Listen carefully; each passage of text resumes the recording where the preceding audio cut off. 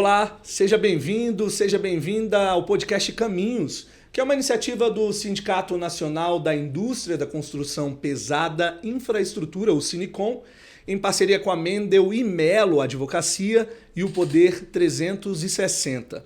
Esse espaço aqui foi criado para debater os desafios e as oportunidades do setor de infraestrutura e da construção pesada, né? A gente vai trazer aqui especialistas, autoridades no assunto e empresários justamente para ter uma conversa direta e esclarecedora sobre o tema. Hoje, o tema do nosso episódio não poderia ser mais especial. É a reforma tributária e os desafios para o setor de infraestrutura aqui no Brasil.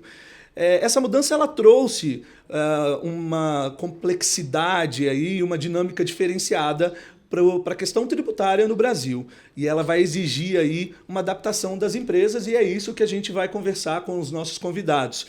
Mas para debater esse assunto, ao meu lado, eu tenho a honra de dividir a bancada com Humberto Rangel, que é o diretor executivo do Sinicom, e que ele vai ter a missão aqui comigo de ser um entrevistador, né, Humberto? Seja bem-vindo.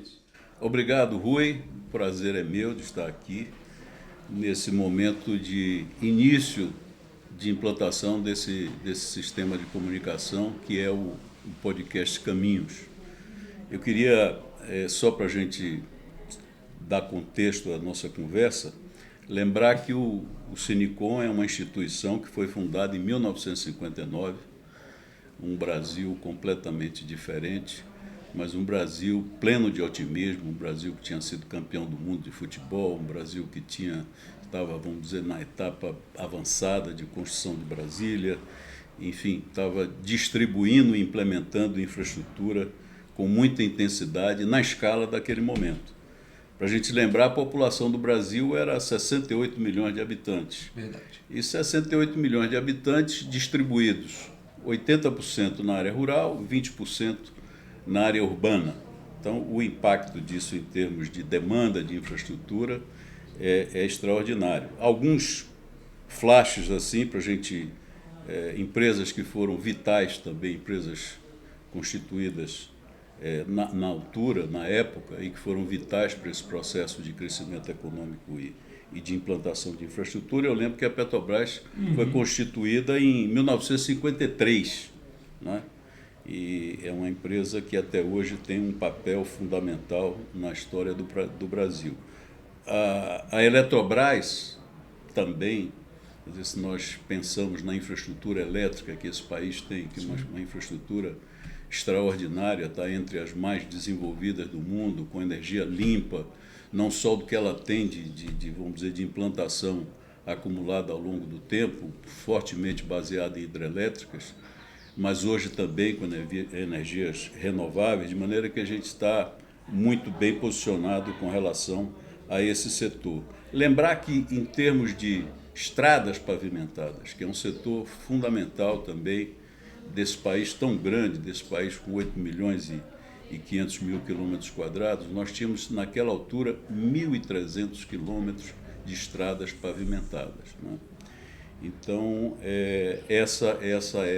era a realidade e podemos facilmente avaliar o quanto isso mudou. Hoje, nós estamos diante de novos desafios. Sim. Os desafios são permanentes e nós estamos vivendo uma época especialmente desafiadora, com mudanças fortes de tecnologia, que se reflete até nesse programa que a gente está fazendo aqui, né, usando tecnologias novas. O Sinicom sempre se comunicou com a sociedade, com os instrumentos e meios adequados a cada época, e nesse momento nós estamos começando a usar, né, de tecnologia nova, de tecnologia avançada, para ampliar o nosso espectro, porque o interesse da instituição é manter um canal permanente de defesa dos seus associados, que são, ao fim e ao cabo, os implementadores de infraestrutura em larga escala. Sim. E, ao mesmo tempo, falar com a sociedade de modo geral, né? Falar com o governo, falar com a sociedade, falar com os que nós costumamos chamar de stakeholders. Então, é disso que se trata, é isso que nós queremos fazer nesse momento. Então, é isso aí. Então, vamos dar prosseguimento. Bom, e para essa conversa temos dois convidados que entendem profundamente desse tema, são dois craques. Eu tenho aqui a honra e o prazer de conversar com Mendel Macedo, que é advogado tributarista, especialista em Direito, Estado e Constituição pelo Sui Juris, tem MBA internacional, especialista em contabilidade tributária no IBET, diretor jurídico da Câmara Brasil-Ásia. O currículo é extenso. Temos também aqui que ele é membro da Comissão de Direito Tributário da OABDF, coordenador tributário da ANEOR, ABMI, além de CEO da TACTEC, que é uma IA da área fiscal e tributária. E também temos outro craque, que é o Diogo Negrão, que é mestre de Direito Tributário pela FGV São Paulo, especialista em Direito Tributário pelo Instituto Brasileiro de Direito Tributário e gerente jurídico na OEC, Odebrecht Engenharia e Construção. Sejam muito bem-vindos, Mendel, Obrigado. Diogo.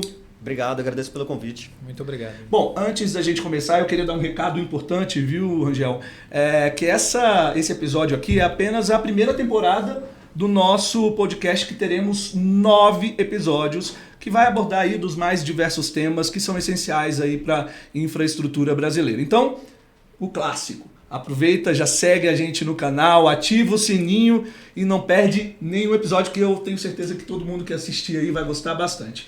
Então, Rangel, a bola está com você. Fique à vontade para entrevistar esses craques. Obrigado de novo. Prazer grande estar aqui com pessoas tão qualificadas para discutir um tema tão relevante como é o tema da reforma tributária. O Brasil recentemente marcou um gol ao aprovar uma reforma que é objeto de discussão na sociedade por mais de 40 anos, né? São 4 décadas de discussão. Aliás, na verdade, a discussão sobre arrecadação, sobre recursos, é uma discussão permanente, uma discussão que passa por etapas, mas havia uma ansiedade muito grande com uma reformulação que simplificasse o sistema, que trouxesse mais eficiência à máquina arrecadadora, sobretudo no seu rebatimento sobre as empresas privadas e sobre, no nosso caso, os nossos associados, que tinham que penar, penam ainda, porque é um sistema que está ainda em transição, com um sistema absolutamente complexo que demanda um esforço administrativo gigantesco para que se faça o recolhimento do imposto. Eu acho que a máquina, vocês vão dizer, eu vou dar aqui uma opinião de leigo, mas me parece que a máquina arrecadadora do Brasil deve estar entre as mais eficientes do mundo. O leão não brinca em serviço, quer dizer, nós, do ponto de vista de gerar recursos para o Estado, nós não temos problemas maiores, né? Sempre você vai ter um ajuste aqui, uma coisa lá, mas do ponto de vista geral, nós arrecadamos muito bem. Aliás, o público, de modo geral, até reclama dessa eficiência arrecadatória. Agora, a questão fundamental está na distribuição. Quer dizer, como é que nós vamos distribuir, por um lado, a carga tributária e como vamos distribuir, do outro lado, a aplicação dos recursos do Estado sob a forma de incentivos, benefícios, enfim. E é esse o tema fundamental, com foco, obviamente, no nosso setor, que é o setor de infraestrutura. Então, o que a gente vai querer de vocês é um foco especializado, que vocês têm tranquilamente, daquilo que é o impacto no nosso setor. A gente sabe, por exemplo, assistindo e vendo as manifestações do setor industrial, que, no fundo, o espírito da reforma me parece ser favorecer o setor produtivo. O setor produtivo, indústria, me parece que está, de modo geral, satisfeito. Há sempre uma reclamação, ninguém vai deixar de reclamar, faz parte, mas, de modo geral, a indústria reconhece um avanço muito grande com relação ao quadro anterior, o quadro que é vigente ainda hoje. Então, a primeira pergunta, a primeira questão é saber o seguinte: e nós, o setor de infraestrutura, como é que nos situamos diante desse quadro aí? Então, a questão primeira é essa, né? Perguntar, vamos começar aqui com o Mendel, que ele desse uma visão geral de como que é a situação, como é que ele vê a situação do setor de infraestrutura, o que é que precisa, como é que a gente está recebendo isso e o que é que a gente tem que trabalhar, porque é um processo ainda que vai comportar uma série de ajustes, como é que a gente se comporta, como é que a gente vai trabalhar como Sinicom, como instituição, para alcançar os objetivos que nos interessam. Bom, Rangel, eu acredito que a reforma tributária, como você bem disse, é algo extremamente vantajoso, né? É uma grande revolução que nós estamos passando. Isso me relembra muito a primeira grande reforma tributária no Brasil, né, que aconteceu em 65. Também foi um grande desafio no Brasil. A gente teve que realizar uma série de estudos e teve que realizar uma série de grupos de trabalho e demorou mais de 10 anos para emplacar o Código Tributário Nacional, né? E não foi diferente 60 anos depois com a instituição da nova regulamentação tributária, com essa história do IVA, né? O IVA no Brasil, a gente percebeu, assim, os próprios legisladores, eles perceberam que o IVA não conseguiria ser emplacado no Brasil pelo fato do Brasil ser um país continental e ser um país também com muitas peculiaridades e um regime tributário extremamente complexo. Então, de fato, né, os legisladores tiveram e possuem um grande desafio de tentar simplificar algo que é complexo, tão complexo se torna o mais complexo do mundo, né, que é no Brasil. Então eu vejo com muito bons olhos essa reforma tributária, né? Esse IVA dual que é o IBS e o CBS, mas eu acredito que vai ser um longo caminho a ser percorrido. Por quê? Porque a gente está falando de uma reforma tributária onde o período de transição, e eu brinco que é o período de transição inaugural, não quer dizer que de fato a gente vai concluir em 2033. Mas acredito eu que vai ser um período assim de grande desafio, principalmente para o setor de infraestrutura, de como que a gente vai encarar isso. Porque, de fato, vai haver custos que não estavam previstos, vão haver gastos que não estavam previstos, e, querendo ou não, a reforma tributária, por mais que muitas pessoas falem que vai ser uma mudança de 6 para meia dúzia, quanto mais eu estudo, mais eu percebo que não. Que, de fato, a gente está mudando todo o sistema tributário brasileiro, está mudando desde o fato gerador até a possibilidade de creditamento de insumos, tudo isso está sendo alterado e é algo que eu posso afirmar com clareza que ninguém tem a proeficiência necessária para entender, porque é uma legislação muito nova. Ela foi aprovada agora em dezembro do ano passado, em dezembro de 2023, e eu acredito que esse período de transição ele vai ser acompanhado de grandes desafios, não só financeiros, mas legislativos ainda, tá? Eu acredito que ainda vai haver muitas novas legislações e regulamentações. Eu não sei se vocês acompanharam aí, já começaram a ter os primeiros PLPs da Lei Complementar 214, já uma série de setores, né, já estão reclamando em relação à carga tributária efetiva, que eles já estão avaliando só pela Lei Complementar 214. Então eu acredito assim que de fato a gente vai ter um grande desafio pela frente, não só financeira, mas estrutural, econômica e legislativa. Mas eu acredito que ao final a reforma tributária ela vai ser de grande valia para todo o Brasil como um todo, principalmente para o setor de infraestrutura, sabe? Muito bem, muito bem. Ficamos felizes com essa visão otimista. Diogo, você como homem especialista, vamos dizer, que está em uma empresa importante da área de infraestrutura, como é que você vê isso, a visão do Mendel, a visão do consultor, do técnico especificamente, mas você, além de toda a qualificação profissional, você está sentado em uma das maiores empresas de infraestrutura do país e, portanto, tem um ângulo de percepção bem específico. Então, eu vou fazer uma pergunta simples, que é, obviamente, completamente contraditória com a pergunta, com a colocação do Mendel, porque é uma pergunta muito simples. O setor de infraestrutura está ganhando ou perdendo com essa reforma? A indústria, de um modo geral, né, o Brasil, eu acredito que ele esteja ganhando com a reforma.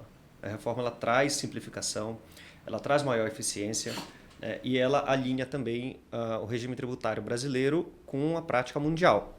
Então, isso tem um potencial de trazer maiores investimentos, facilitar o comércio internacional e também diminuir disputas. O Brasil é um país que ele tem a política, o costume, na verdade, de ter muitas disputas jurídicas. Um sistema complexo ele facilita a disputa, ele incentiva a disputa. O sistema mais simples, não. Não estamos dizendo que não vá haver disputa, certamente haverão, né? Mas em um grau muito menor, e até porque a relação entre físico e contribuinte tem melhorado bastante nos últimos anos, com abertura de diálogo e etc. Para a infraestrutura, especificamente, a legislação, essa nova lei complementar 214, ela trouxe algumas facilidades. Por exemplo, construção civil tem um redutor de alíquota de 50%. Isso vai mitigar também o impacto da carga tributária. Alguns regimes especiais foram mantidos também, como o REID, Reporto, que ele desonera a cadeia produtiva, né, até a entrega do ativo para o cliente final, né? Seja ele, certamente na realidade, do setor privado. E as compras públicas, elas vão ter a carga tributária mais diferida para o momento do pagamento, para que não haja ali um descasamento, né, de fluxo de caixa e não prejudique também as companhias no recolhimento dos tributos. Então, assim, a carga tributária para o setor de serviço, de um modo geral, aumentou, né? Porque nós estamos falando, e isso é muito importante, nós não estamos falando apenas da criação de novos tributos. Não são tributos que eles vêm adicionar aos existentes. Nós estamos falando, como o Mendo comentou, de um novo regime tributário. A lógica é totalmente distinta. É uma lógica que ela tem, por exemplo, o creditamento amplo, né, que a gente chama, que no regime atual, principalmente para o setor de infraestrutura, a margem de crédito existente na atividade é muito pequena. O ISS não tem crédito, a não ser a dedutibilidade de materiais, que hoje em dia, inclusive, é uma questão muito controvertida no judiciário. O PIS/COFINS é acumulativo, então também não tem a tomada de crédito, embora seja uma alíquota menor. O novo regime ele traz regras totalmente distintas. Então, a possibilidade de tomada de crédito, a própria redução de alíquota, ela vem tentar equilibrar isso para que não fique, para não aumentar o custo da infraestrutura no país, mas sim devemos considerar que pode haver esse aumento, né, de carga tributária. Tudo vai depender do tipo de projeto. Se nós estivermos falando de um projeto de empreitada, em que você tem um emprego maior de mão de obra e serviço em si, o volume de crédito vai ser menor. Se nós estivermos falando de uma obra de engenharia industrial, de montagem industrial, em que você possa ter um emprego de fornecimento de equipamentos, insumos, em um percentual maior dentro da precificação do contrato, a quantidade de crédito já vai também ser muito superior. Então isso varia, vai depender muito dos projetos, o que é típico do setor de infraestrutura. Cada projeto é único. Nós não estamos falando aqui de projetos de prateleira. Nós estamos falando de obras, né, de construção extremamente complexas e que elas precisam ter uma conformação, né, e um pensamento, inclusive em termos de carga tributária, específico para cada projeto. Então, eu vejo sim com bons olhos a reforma. Ela traz muitos benefícios, pode impactar certamente, mas acredito que o próprio período de transição também é um dos fatores que vai ajudar bastante, né, para que as empresas elas consigam se adaptar, tanto em termos de obrigações acessórias, etc., quanto também na questão da carga tributária, né, para não prejudicar de uma forma tão forte o equilíbrio econômico dos contratos. Então, o impacto financeiro ele acaba sendo mitigado pelo próprio período de transição. Eu vejo que a sua fala coloca, do ponto de vista do Sinicom, olhando como sindicato, eu vejo que você está colocando uma carga de trabalho grande para a gente.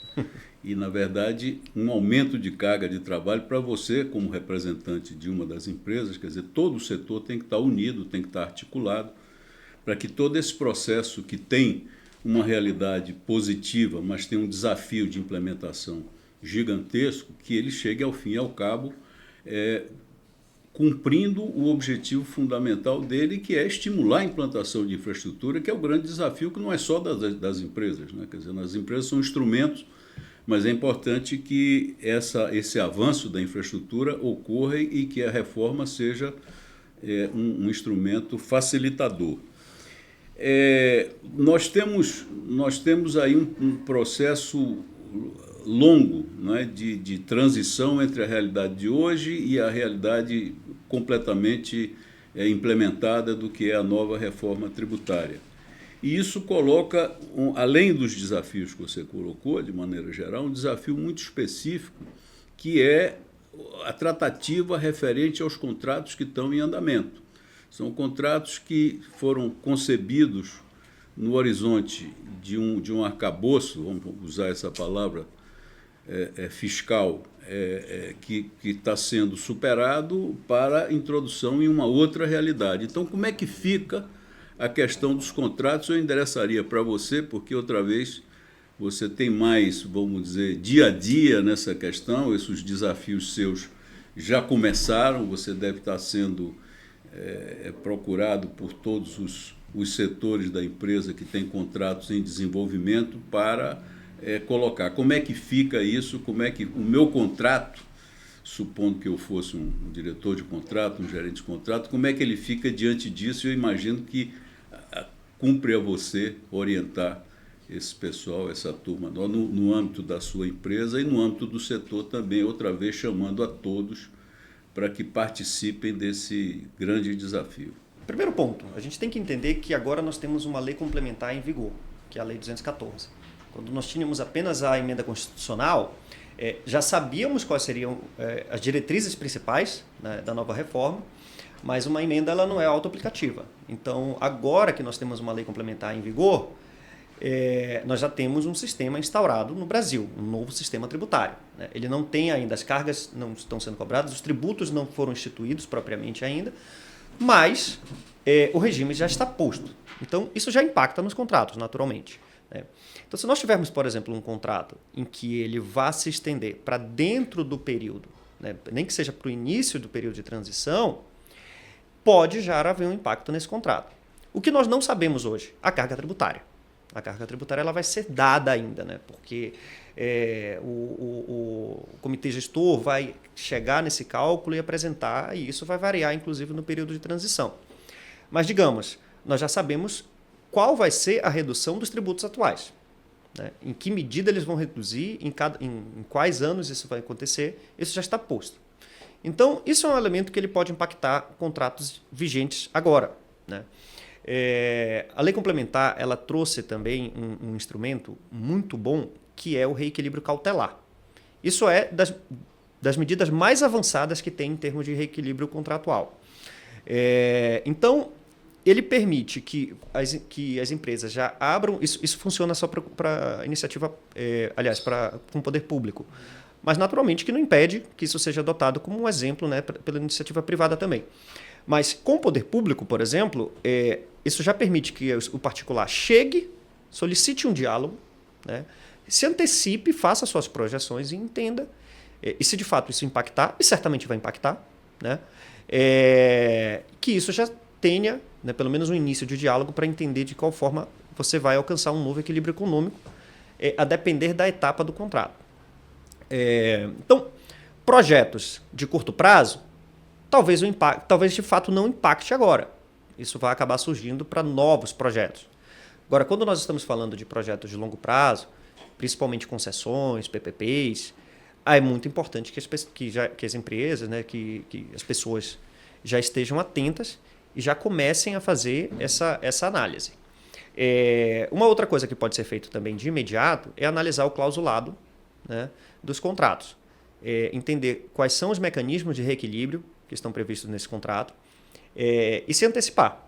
Talvez trazer cláusulas que tragam maior proteção para as companhias, né, que permitam que sejam revistos o reequilíbrio de forma antecipada nos contratos privados, por exemplo, porque isso certamente vai ser um fator que vai mitigar muito as exposições que as empresas possam ter no futuro.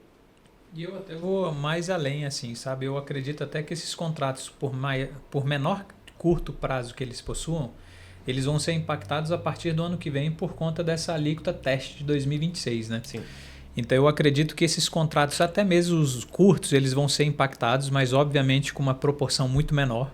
Mas esses contratos de longo prazo, eu tenho certeza que ele vai ser muito... Na verdade, ele vai ter uma necessidade muito grande de exploração. Em que sentido? É essa parte que o Diogo falou é extremamente importante, porque a gente já está tendo que fazer revisões contratuais, né, para ver se tem algum indexador ali que prevê esse aumento de alíquota.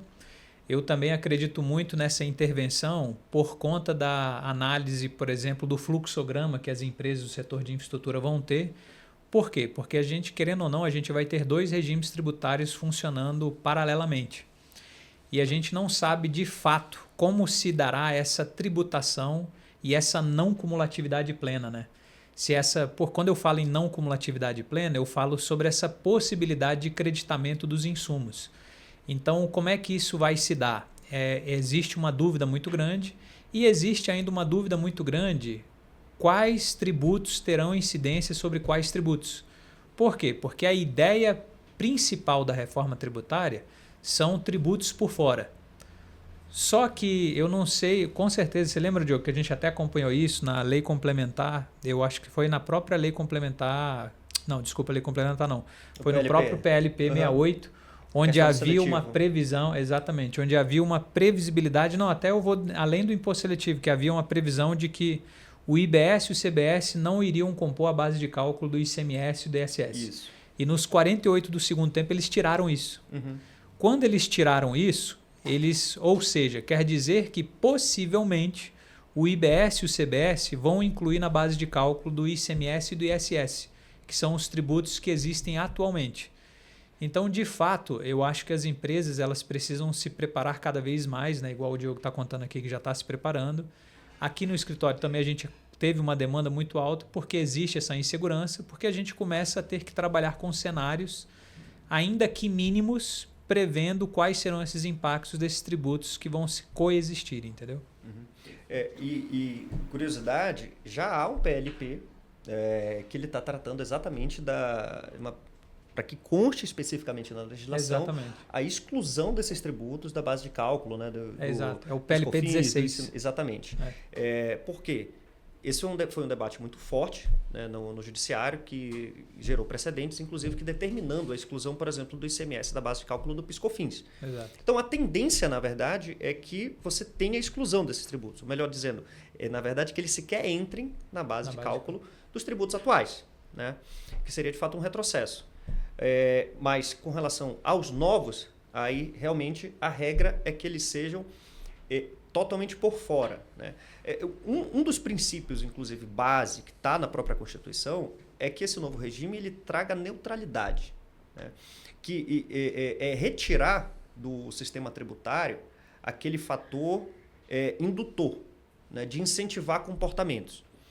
Então, um dos propósitos, na verdade, do novo regime é que as relações econômicas e comerciais elas ocorram sem considerar a carga tributária. Ela vem por fora. Você vai apresentar o seu preço e você vai ter o acréscimo da carga tributária, seja ela qual for.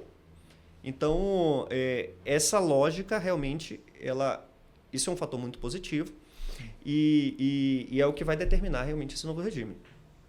Vai trazer muita transparência, né? Porque, na verdade, é o que a gente espera. A gente espera muita transparência e simplificação. Perfeito. Só que eu reforço que isso não vai se dar de forma imediata. Ele vai acabar levando um bom tempo até a gente chegar ali, entendeu? É a brincadeira que a gente faz que as empresas elas vão ter que passar por esse calvário para então ter esse mundo ideal, entende? Perfeito. Mas eu acredito muito forte que até o próprio setor de infraestrutura ele vai se fortalecer com a reforma tributária, porque vai ter uma previsibilidade maior desses contratos de longo prazo, entendeu? Como a gente vai trabalhar com esses tributos por fora, vai ser muito interessante. Há uma discussão muito grande sobre essa prestação de serviço para órgão público, para administração pública, direta ou indireta, se ela deveria ser totalmente desonerada ou não, entendeu? Então eu acredito ainda que há uma riqueza ainda de grandes detalhes que podem alavancar o setor, sabe? Deixa eu colocar 2 questões aí no contexto dessa colocação de vocês. A primeira me remete a uma necessidade de colaboração entre contratante e contratado. Na verdade, se você vai excluir a carga tributária, essa carga tributária vai estar, vamos dizer, não é parte da sua composição de preço, ela vai incidir, em última análise, sobre o seu contratante, né? Com certeza. Então, eu imagino que deva haver algum mecanismo até preventivo para que essa discussão se estabeleça e ocorra. E a outra questão associada a isso, eu queria até entender melhor, que para mim também um pouco ainda não enquadrou na minha concepção, na minha visão desse sistema, é como é que vai funcionar esse comitê gestor. Porque você tem uma realidade hoje que é uma realidade administrativamente muito clara, né? Você tem o CONFAS, você tem, não é? E de agora em diante você vai ter um comitê gestor que eu queria que vocês me ajudassem a entender, a reduzir o meu coeficiente de ignorância. Bom, posso começar? Por favor. Então, eu venho analisando muito sobre isso, assim, né? E eu queria primeiro trazer um ponto que é muito importante, né? A gente está com o IVA dual, que é o IBS e o CBS. Querendo ou não, eles são tributos gêmeos, né? Porque eles possuem basicamente o mesmo fato gerador e eles possuem a mesma base de cálculo.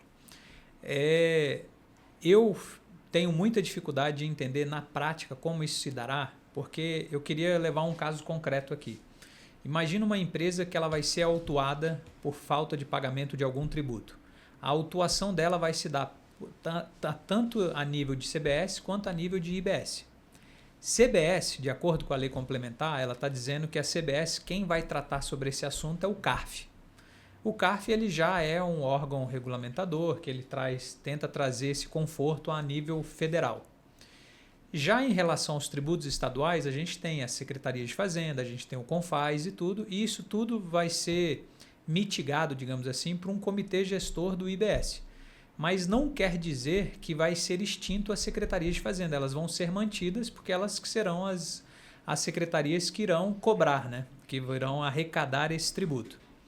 Só que eu tenho muita dificuldade de entender como isso vai se dar quando receber uma autuação, porque vão ser autuações que vão correr em paralelo sobre o mesmo fato gerador, um do CBS e do IBS. Eu sei que lá na lei complementar tem a previsibilidade de um comitê de harmonização do IBS e do CBS, para que não haja decisões tão conflitantes, mas ainda há muitas dúvidas de como isso se dará daqui para frente. A ideia do comitê gestor do IBS é uma ideia muito interessante. Ela está sendo mais bem explorada nessa projeto de lei, né, que é o 110, que ele está ali tratando de uma forma mais profunda sobre isso. O comitê gestor do IBS é uma grande inovação que o legislador brasileiro está trazendo. Então, de fato, existem ainda muitas dúvidas de como se dará isso na prática, né? Mas eu sou pessimista a curto prazo, mas otimista a longo prazo em relação a esse comitê. Pessimista a curto prazo porque eu acredito que vai ser uma confusão danada, porque eles vão confundir muito o IBS com o próprio ICMS, então vai haver um pouco de conflito até eles criarem uma harmonização, mas a longo prazo eu acredito que vai ser um pouco mais simplificado, entende? A formação do comitê gestor do IBS, a princípio ela está mais voltada para o setor público. Eu acredito que vão haver algumas figuras privadas, né, no comitê gestor do IBS também, mas ainda isso há um leque de discussão muito grande, sabe? Então, na minha concepção, eu acho que o comitê gestor do IBS ele vai ser algo extremamente positivo, mas vai trazer, sim, uma certa insegurança para as empresas de como eles terão que lidar com isso. Principalmente quando a gente fala do setor de infraestrutura. Por que eu falo isso? Quando a gente pensa numa construção pesada, a gente pensa naquela compra dos insumos de material, todos aqueles insumos vêm com incidência de ICMS, mas muitas vezes a entrega daquela empresa é por meio de prestação de serviço.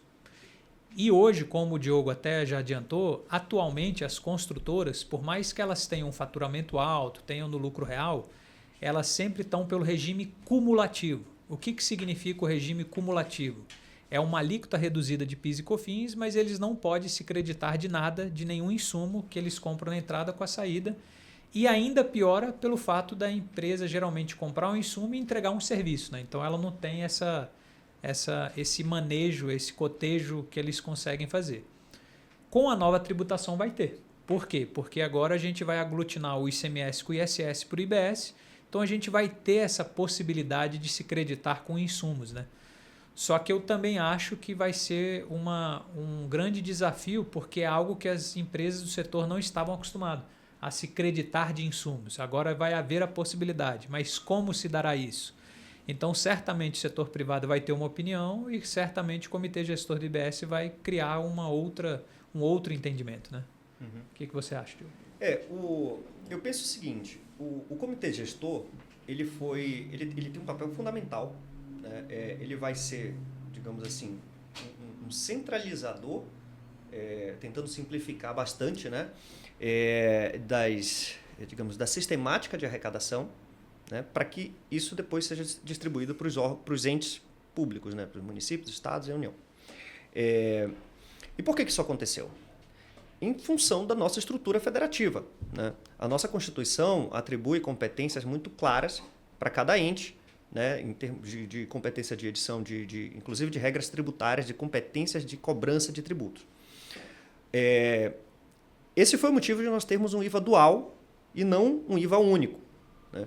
Era justamente essa necessidade de ter uma arrecadação e competências específicas para os entes, né, estaduais e municipais, né? Então, essa conformação federativa, que não é uma crítica, é a nossa realidade apenas, é o que gerou, né, o que levou nós montarmos uma estrutura de IBS dual. E o comitê gestor ele vai exercer esse papel de conformar, de unificar, né, essas regras. Como o Mendel falou, o PLP de 110 ele vai trazer o regramento do funcionamento do comitê gestor e também do funcionamento do processo administrativo, né? Que é as regras de lançamento, as regras de cobrança, as regras de julgamento, né, de eventuais dúvidas que surjam dentro da competência fiscalizatória dos entes. E esse é também um papel importante do comitê gestor, que ele servir como se fosse um árbitro entre os entes federativos para que não haja essa dissonância no entendimento na aplicação das regras. Por mais que seja um IVA dual, são tributos gêmeos. Você colocou muito bem. As regras têm que ser as mesmas. A forma de apuração é igual, a base de cálculo é igual, as hipóteses de incidência são iguais, elas são idênticas na realidade. Então, as regras de cobrança elas precisam ser idênticas também.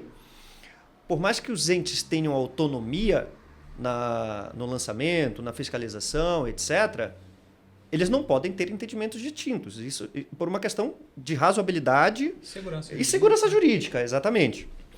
Então, o papel do comitê gestor, ele tem um papel muito mais de sentido arrecadatório, mas ele também vai ter esse papel fundamental para o contribuinte, exatamente, de pacificação. A gente brinca que a reforma tributária ela não acabou. Nós encerrou uma perna, né, que é do regime de cobrança, né, de instituição dos tributos. E eu nem diria que foi uma perna completa, né? Porque ainda tem uns 110 ainda. Não, mas exato. O ponto é esse. Passo, né? A outra perna do consumo, né? Porque ainda tem imposto de renda, não estamos falando disso. Mas a outra perna é exatamente essa, que é a lógica, né, fiscalizatória, as regras de arrecadação, as regras do processo administrativo, isso é um ponto fundamental. Eles estão sendo debatidos no 110 e é um debate que está acontecendo no Congresso, né? O trabalho dos advogados, principalmente através das associações, e o Sinicom tem um papel importantíssimo nesse ponto, né? De levar as preocupações técnicas, né? Para que isso seja debatido de uma forma qualificada no Congresso e para que nós tenhamos o sistema mais justo, mais seguro e mais transparente possível. Perfeito. Só um ponto. Como é que se constitui? Quem são os potenciais integrantes desse comitê gestor? Esse comitê gestor do IBS ele vai ser o seguinte, lá ele tem uma previsão onde vai ter procuradores estaduais, vão ter procuradores municipais, procuradores do DF também, né, que é estadual / municipal, e vai ter alguns representantes do setor privado, como se fosse uma constituição parecida com a do CARF, tá? Exato. Certo. E ela vai ser parecida, mas assim, obviamente que o setor privado que for direcionado, ele não vai poder atuar na área, ele fica impedido, né, para ele poder trazer um pouco do peso do setor privado. Mas essa Constituição ela ainda segue muito embrionária, acredito eu, e eu acredito que ela ainda vai passar por algumas reformulações ainda no Senado, vai voltar para a Câmara. Mas a grande crítica do setor privado nesse comitê gestor é porque inicialmente ele estava totalmente público. Então, o setor privado, né, perante as entidades de classe, fizeram um trabalho muito grande para demonstrarem a necessidade também de um olhar privado, porque senão acaba ficando um órgão muito unilateral, né? unilateral. Então, está mais ou menos dividido assim, entendeu? É importante lembrar só um detalhe. A analogia foi excelente com relação ao CARF, que realmente tem essa paridade, né, entre representantes do fisco e representantes dos contribuintes, mas o comitê gestor não é um órgão julgador. Ele é um órgão que ele vai servir de política tributária, né, que ele vai servir exatamente para a conformação dessas regras, para a unificação das regras e também para o controle da arrecadação, né? E para que isso seja destinado às proporções corretas para cada um dos entes. Mas concordo que a participação do setor privado é essencial porque ele leva uma visão dos contribuintes que o setor público sozinho não consegue ter. Então é importante que tenha essa participação para que, de fato, nós tenhamos um regime unificado que não gere conflitos, que não gere disputas. Perfeito. Maravilha, Angel. Eu queria levar o assunto para uma outra esfera. A gente já até chegou a pincelar aqui um pouco, o Mendel falou um pouco dessa questão dos contratos de longo prazo.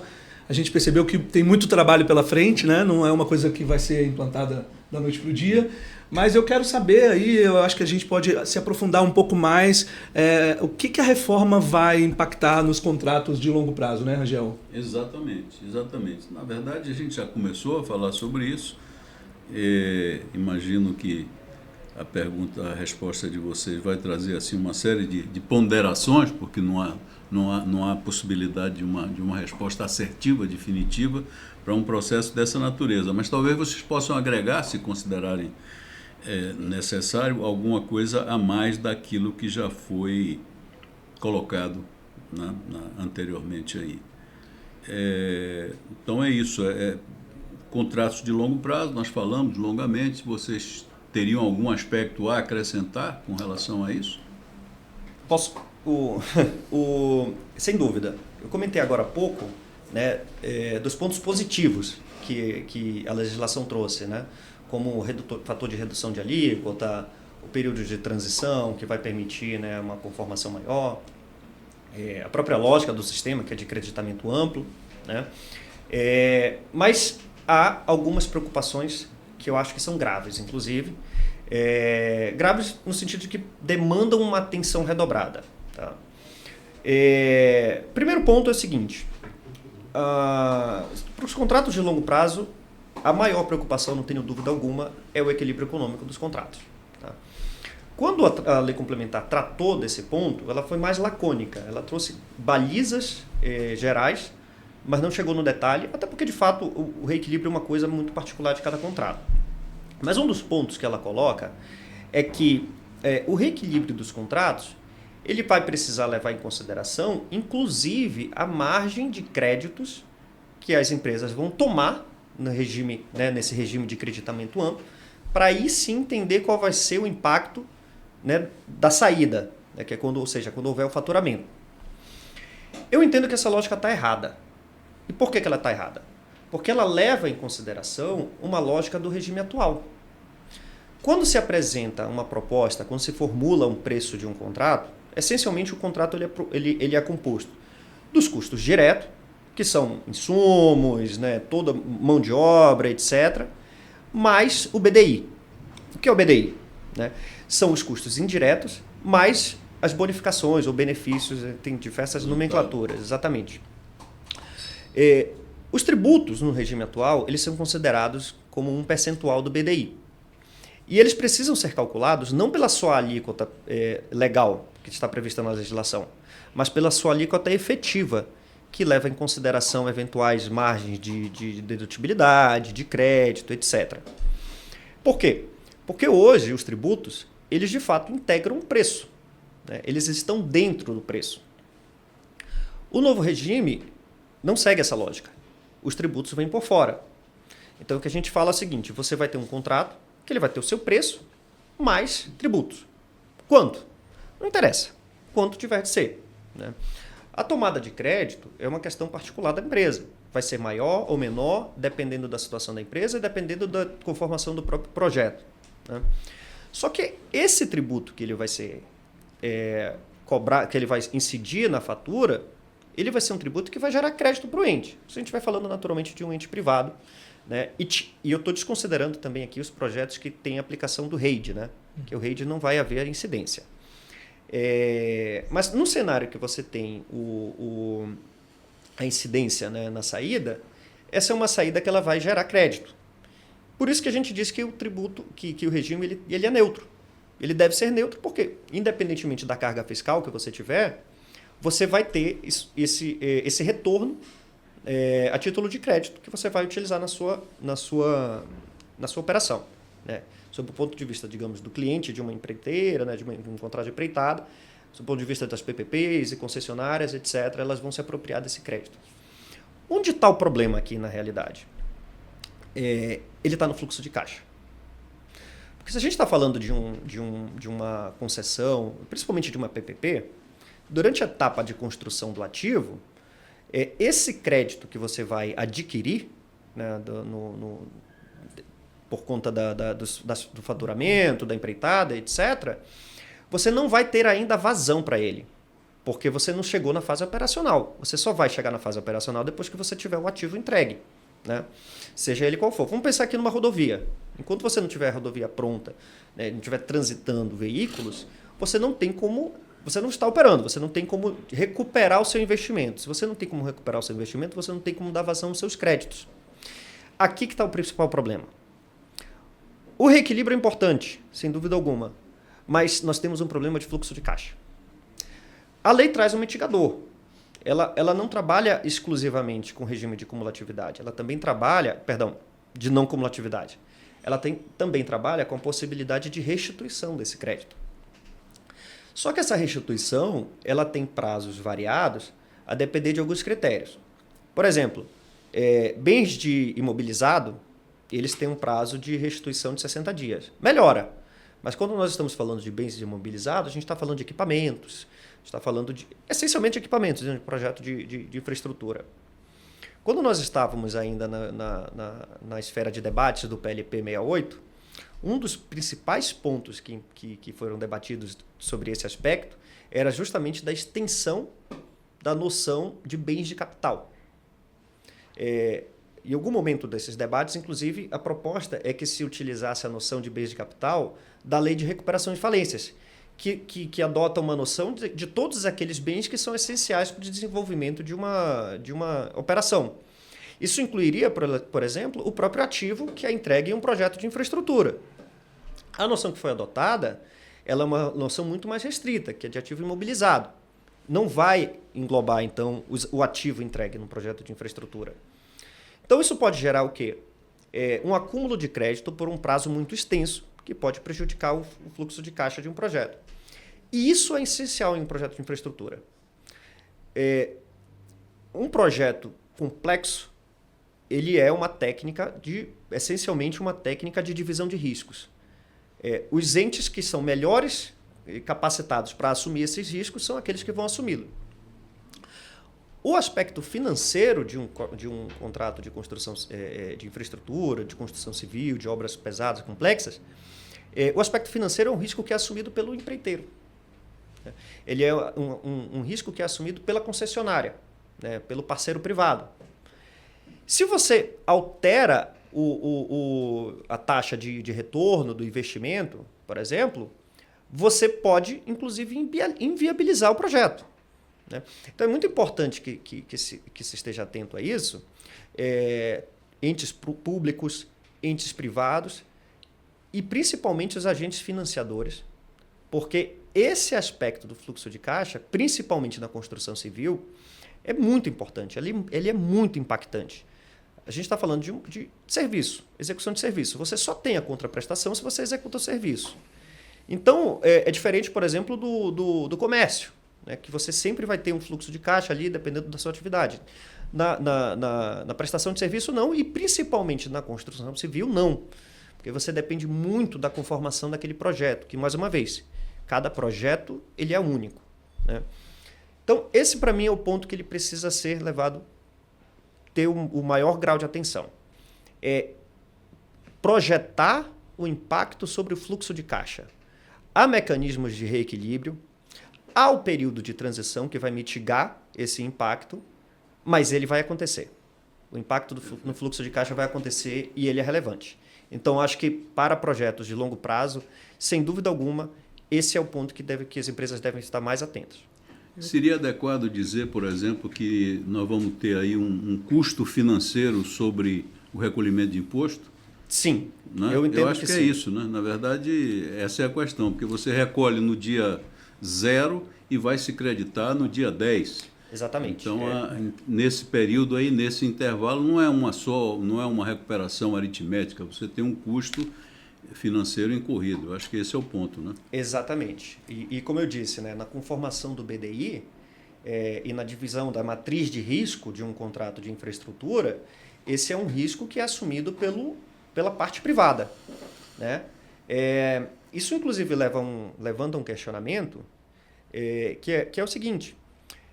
Acredito que os tribunais de conta eles precisam ficar atentos e entenderem que nós estamos falando de um regime novo. As balizas, os acórdãos e precedentes que os tribunais, principalmente o TCU, têm hoje, eles são para um regime que vai acabar. Novas regras e uma nova visão vai precisar ser posta em prática, que ela leve em consideração esses novos fatores. E talvez até de ter um avanço na noção da divisão de riscos, né, de ter uma visão mais econômica sobre o contrato. Né? Eu acho que isso aí vai impactar, inclusive, na parte dos agentes financiadores, né? Sem dúvida. Porque o que acontece hoje, com certeza as instituições financeiras elas não vão continuar com as mesmas métricas para liberar financiamento para obras de infraestrutura. Porque todos eles vão fazer essa análise do tempo de creditamento, do fluxo de caixa. Certamente o setor vai precisar de maior recurso financeiro, porque eles vão acabar virando represas de crédito, porque eles não vão conseguir desovar boa parte desse crédito por conta das obras de longo prazo. Então, acredito eu que essa parte de empréstimo bancário, financiamento, vai encarecer nesse curto prazo, porque as próprias instituições financeiras têm uma insegurança jurídica muito grande de como se dará essa possibilidade do não creditamento, mas essa possibilidade do creditamento amplo, né? E quando se dará essa utilização do crédito. Então, certamente, as empresas elas vão precisar de maiores investimentos financeiros porque elas vão acabar estocando muito crédito sem uma previsão muito certa e segura de quando vão utilizar. Porque ainda tem um outro fator que é da imprevisibilidade, né? Porque muitas obras de infraestrutura têm uma previsão de X anos e elas acabam estendendo, às vezes, dobrado o tempo ou um tempo mais extenso, né? Então, como é que vai se dar essa parte das instituições financeiras? Como vai se dar, por exemplo, essa parte das securitizadoras, né? Que elas acabam assegurando toda a operação? Como é que elas vão metrificar esse custo em relação a essas obras de grande impacto? Então, isso é algo assim que eu concordo plenamente com o que o Diogo falou e também o que me chama muita atenção é essa parte do financiamento, né? Que vão operar, né? Isso. Curiosamente, você falou da seguradora e na divisão de riscos, a seguradora, os seguros e garantias que são apresentadas, eles são um dos fatores essenciais para o contrato. Mas o risco financeiro não é segurado. Exatamente. Então, realmente, isso redobra aqui a atenção, né, para o impacto de fluxo de caixa. Em PPPs, isso é essencial. Quanto melhor estruturado o projeto, maior a chance de sucesso daquela PPP. Sucesso para o parceiro privado, sucesso para o ente público e sucesso principalmente para a população que vai utilizar esse serviço. É muito importante nós estarmos atentos ao impacto financeiro, que ele é tangencial, ele não decorre, digamos, ele não é causado pela incidência tributária, mas ele é uma consequência. Isso é muito importante. E algo que me chama muita atenção é que assim, nós estamos falando de contratos de longo prazo. Estamos falando de infraestrutura pesada. E por isso que eu vejo a grande necessidade e preocupação das empresas de já se prepararem agora, né? Porque eu tenho muita empresa que eu converso que fala assim, não, Mendo, a gente está esperando a reforma emplacar de uma forma mais robusta. Não, eu estou querendo ver se a lei pega. Aí eu falo, cara, a lei já pegou há muito tempo. Na verdade, eu não sei se você está reparando aí que a reforma tributária ela já existe no meio de nós. Por quê? Porque mais de 17 estados brasileiros já aumentaram a arrecadação de ICMS. Aí muita gente pergunta por que isso, né? Isso é um impacto direto da reforma tributária. Por quê? Porque no antigo PL 68, existia uma previsão de que o Comitê Gestor do IBS e a própria União e os estados, na hora que iriam confeccionar as alíquotas referenciais, que na verdade é pelo Senado, né? Chancelado pelo TCU, eles iriam levar em consideração a arrecadação dos estados de 2024 a 2028, para então, em 2029, aplicar a alíquota referencial que valeria até 2078. Então, muitos estados, desesperados com a arrecadação, aumentaram a alíquota de ICMS, sendo que isso foi retirado do dispositivo. Isso não existe mais. Mas, de qualquer forma, a gente já sente o impacto indireto da reforma tributária com esse aumento dessas alíquotas tributárias. Por que isso? Porque os estados e a União, obviamente que eles já estão se preparando para recepcionar a reforma tributária. Mas eu vejo que muita empresa não. Muita empresa está esperando a coisa aquecer mais para poder, então, correr atrás. E aí que eu brinco com todo mundo que existem dois preços, né? O preço do check-up anual e o preço da UTI. Então, eu acredito que empresas como a do Diogo, né, e de outras do nosso setor que já estão se preparando para recepcionar a reforma tributária por conta desse evidente impacto financeiro, certamente vão sair na frente. Agora, as empresas que estão aguardando ver o que vai acontecer, elas vão acabar tendo que pagar um preço muito caro para poder se adequar à reforma tributária. E um ponto que eu acabei não comentando, que assim, eu acho até bonito de se ver, porque se a gente for olhar o antigo regime tributário, que ele começou lá em 1965, praticamente todo mundo aqui já teve que entrar numa empresa ou começar a trabalhar ou a empreender já num regime tributário que já existia e era altamente complexo. Agora a gente tem uma oportunidade de iniciar do zero, né? Do D0 em diante. Então eu acredito que as empresas que já começarem a se preparar, já começarem a estudar a legislação, vai ficar muito mais fácil e acessível daqui em diante. Diferentemente de empresas que estão aguardando lá 2026, 2027 para então iniciar, né? Talvez seja tarde, né? Talvez não já seja comece o momento. tarde, exatamente. Na verdade, nós estamos falando aí de previsibilidade e de incerteza jurídica. São esses dois aspectos aí que estão contidos aí na fala de vocês, né? Sim. Pelo que eu estou entendendo aqui, queria que vocês comentassem um pouco, você vai ter um período inicial onde o nível de incerteza jurídica aumenta um pouco, exatamente fruto dessa coexistência de dois sistemas. Exato. Mas você vai ter, vamos dizer, uma perspectiva de médio prazo, talvez, de redução dessa incerteza. Talvez seja isso, né? Não sei, se fizer uma pergunta direta, vocês vão ter que responder escalonando no tempo. Com certeza. Imagino eu. Né? É isso. E a outra coisa, puxando a brasa outra vez aqui para o sindicato, é que eu acho que nós precisamos de uma participação mais intensa, mais presente do nosso associado, trazendo seus problemas, colocando num fórum e dando força às reivindicações que certamente vão existir. Não é uma peça pronta e acabada, é uma coisa que vai demandar uma atuação permanente. E tem um ponto assim que pouca gente fala, que é o seguinte. Vamos retroagir ali em 2018, quando foi implementado o E-Social. Quando houve a implementação do E-Social em 2018, várias empresas elas foram adentrando no E-Social de acordo com os blocos, né? E ali, na implementação do E-Social, houve uma previsão legal muito inovadora na época, onde as empresas que estivessem enquadradas no E-Social poderiam fazer compensação cruzada. Compensação de INSS com PIS e COFINS, compensação de RPJ e CSL com o próprio INSS. Criou-se uma gama muito maior de possibilidade de se compensar tributos próprios com débitos próprios, né? Crédito e débito próprio. Só que um ponto muito relevante foi o quê? Lá em 2018 foi implementado o E-Social. Pergunta quem conseguia fazer compensação cruzada em 2019, 20 e 21. Ninguém. Por quê? Porque o sistema da Receita Federal não estava amparado para recepcionar esse tipo de compensação cruzada. Então a gente teve uma longa demora sistêmica da Receita Federal para nos permitir aquilo que já estava previsto legalmente desde 2018.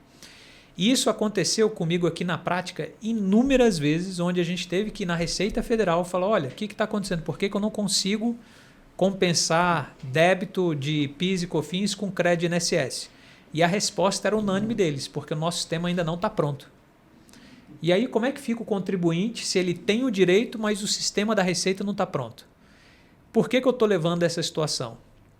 Em 2026, em janeiro de 2026, a gente vai começar com a alíquota teste de 1% de CBS com IBS, sendo que 0,99% vai ser de CBS e 0,1% vai ser de IBS. Vai ser uma alíquota teste para a gente sentir como isso se dará. Mas um ponto que ninguém comenta é que, se vão existir, a partir do ano que vem, o IBS e o CBS, então necessariamente já tem que existir pelo menos um arrazoado de obrigações acessórias para a gente fazer as declarações. Porque, por exemplo, como é que funciona na parte tributária? A gente tem o ECAC da Receita Federal, que é o sistema interno, onde ali a gente lança as obrigações tributárias acessórias para então gerar o débito, para então pagar o tributo.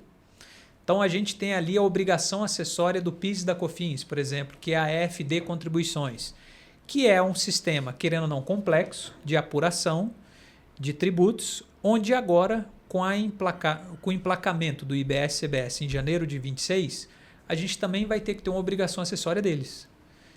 A Receita ela já está preparada para recepcionar essa turma?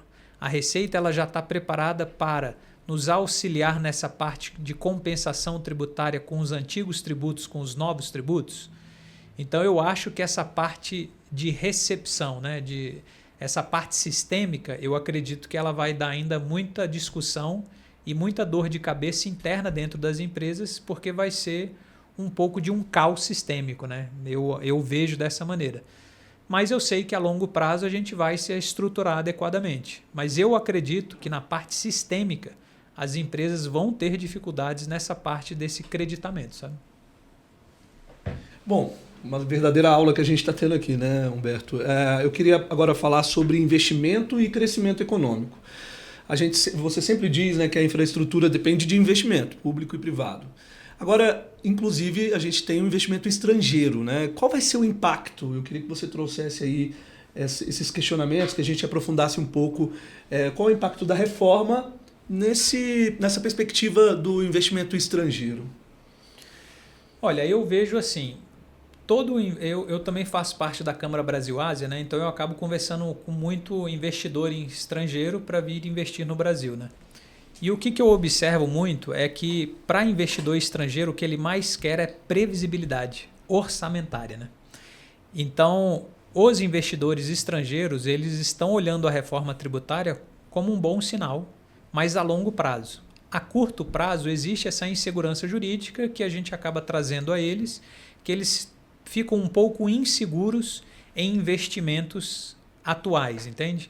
Então eu percebo que assim, certamente a longo prazo os investidores estrangeiros vão aplicar no Brasil em peso, mas a curto prazo eu acredito que eles possuem uma cautela muito grande e muitos esperam as cenas dos próximos capítulos para poder fazer um investimento de ponta. Por quê? Porque a gente está na cabeça do início da nova legislação tributária, né? Então a gente saiu de uma PEC, a gente agora que tem a primeira lei complementar, vão vir as novas leis ordinárias, os estados e municípios vão ter que se juntar para cada um referendar a alíquota referencial de cada um, porque detalhe, na lei complementar 214, ali ele traz algumas referências de alíquotas referenciais, mas só que os estados e os municípios não vão ser obrigados a recepcionar essa alíquota referencial. Ele pode criar uma alíquota referencial, ele pode criar uma alíquota própria dele. Então, quando a parte internacional observa isso, ela observa isso ainda com uma certa insegurança jurídica nos seus investimentos. Mas certamente que quando a gente começar a remodelar esses contratos, como o Diogo bem posicionou, né? onde a gente vai fazer toda essa análise tributária por fora, isso certamente vai tracionar e atrair muito mais investidor estrangeiro do que atualmente a gente tem, entendeu? Desde a década de 90, o IPEA já tinha estudos que tratavam dessa relação de elasticidade de investimento em infraestrutura com relação ao crescimento do PIB e renda, de um modo geral, para todas as demais áreas, né? Então, é certo que o investimento em infraestrutura é um caminho necessário para o crescimento de um país. O Brasil, por mais que ele seja considerado ainda um país em desenvolvimento, ele é uma das maiores potências mundiais. Ainda assim, nós carecemos bastante de investimento em infraestrutura. Então, países em desenvolvimento que têm ainda carência de investimento nesse setor, naturalmente atraem mais investimento. Isso acaba sendo um ponto positivo, porque apesar de sermos uma potência mundial, nós ainda estamos muito atrás, né, em termos de infraestrutura, até por conta das nossas dimensões continentais, né? Então, sim, ter um regime tributário que ele converse, que ele siga as diretrizes mundiais, é certamente um fator que incentiva o investimento no Brasil. Exatamente. Talvez uma grande coincidência, por exemplo, é que agora o Prêmio Nobel de Economia de 2024 foi justamente para um estudo que tratava de como o arcabouço institucional de um país é determinante para o sucesso. Se eu não me engano, o nome do livro, né, não do estudo em si, mas do livro mais popular, é Por que as Nações Falham. E eles tratam exatamente disso.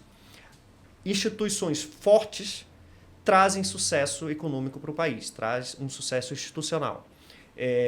E um arcabouço jurídico mais coerente, mais transparente, mais seguro e mais simples do aspecto tributário, certamente é um avanço significativo no atrativo de investimentos. Perfeito, perfeito. Só para pegar o gancho aí do seu comentário, nós fizemos, o ano passado, um estudo onde fizemos uma avaliação do estoque de capital contido na economia brasileira comparativamente com outras economias. O número que nós encontramos, números referenciados ao ano passado, era de, se não me engano, 36%. É o que a gente tinha, representado pela soma do valor de um porto, de uma hidrelétrica, de uma estrada, de uma rodovia, tudo isso somado dá, vamos dizer, comparando com o PIB do país, nós teríamos 36% frente a uma necessidade de alcançarmos um número da ordem de 60%.